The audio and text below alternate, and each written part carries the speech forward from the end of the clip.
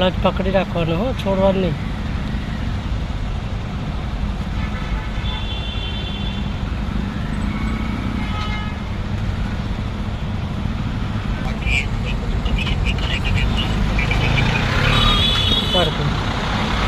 Clutch પણ પકડી રાખતું. એક્સિટર પર જા, પછી સહેજ એક્સિટર આપવાનું.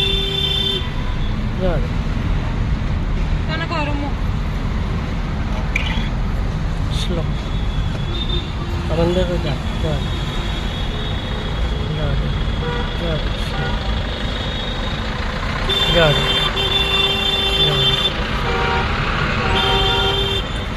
આપ એક્સિટર આગળ ગેપ પડીએ અને પગ આ પાછો રાખ ને, આખો અધર પગ શું લેવાય. બસ સ્લો સ્લો સ્લો. જવા દે. આ ગાડી બધું ને એથી કાપતા સ્લો સ્લો, સ્પીડ નહીં દે, કાપતા બસની બાજુ જવા દે, ધીરે ધીરે. જવા દે. ફરસીથી કાકાથી બહાર પેલા નીકળતું. કાપતા જવા દે. બહુ અંદર ના દબાય તો પણ તું શું લે, પણ જગ્યા, અરે તું એ જગ્યા છોડી છે તો એ તો ગુસ્સે જ ને.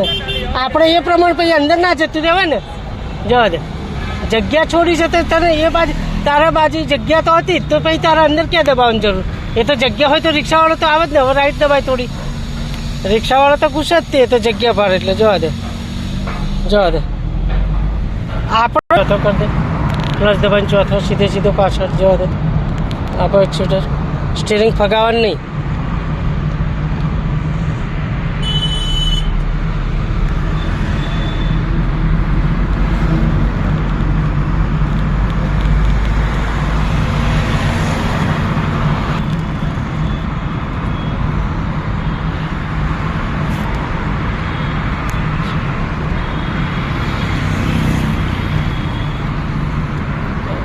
થોડી રાઈટ રિક્ષાથી પણ મિરરમાં જોઈને બહુ વધારે નહીં બહાર જવા દે. ધીરે એમ જ રાખ રાઈટમાં. હવે એનો ઓવરટેક થાય પછી હવે સેકન્ડ લેનમાં જ રાખ. સ્લો, ધીમે ધીમે, બહુ એકદમ બ્રેક નહીં મારી દેવાનું. જવા દે. આપ એક્સિટર આ વચ્ચેની લેનમાં રાખવાની. હો,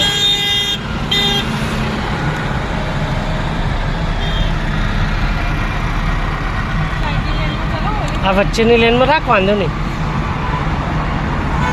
બહુ સાઈડમાં લેવાની જરૂર નહીં, વચ્ચેની લેન બરાબર છે. જવા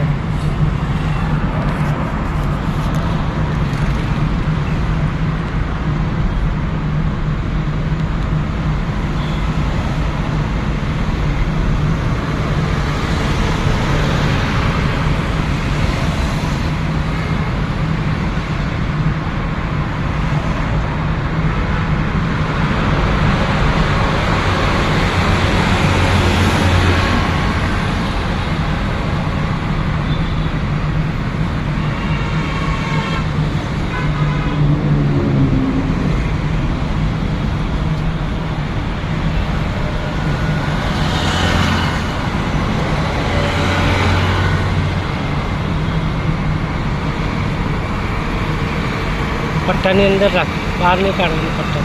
આ સેકન્ડ લેનમાં વચ્ચે સેન્ટરમાં જ ચલાવવાનું, બહુ બહાર નહીં કાઢવાની.